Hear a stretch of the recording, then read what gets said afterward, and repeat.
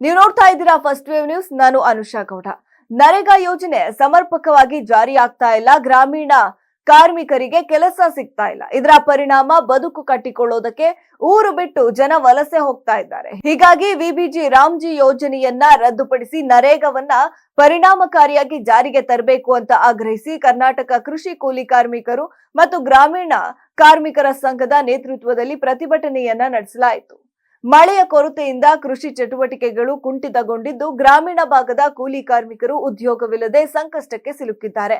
ಕೆಲಸದ ಕೊರತೆಯಿಂದ ಅನೇಕ ಕುಟುಂಬಗಳು ಜೀವನೋಪಾಯಕ್ಕಾಗಿ ನಗರಗಳಿಗೆ ವಲಸೆ ಹೋಗುವಂತಹ ಪರಿಸ್ಥಿತಿ ನಿರ್ಮಾಣವಾಗಿದೆ ಅಂತ ಪ್ರತಿಭಟನಾಕಾರರು ಆರೋಪಿಸಿದ್ರು. ನರೇಗಾ ಯೋಜನೆಯಡಿ ವರ್ಷಕ್ಕೆ ಕನಿಷ್ಠ 200 ದಿನಗಳ ಉದ್ಯೋಗವನ್ನ ನೀಡಬೇಕು. ದಿನಗೂಲಿಯನ್ನ 700 ರೂಪಾಯಿಗೆ ಹೆಚ್ಚಿಸಬೇಕು.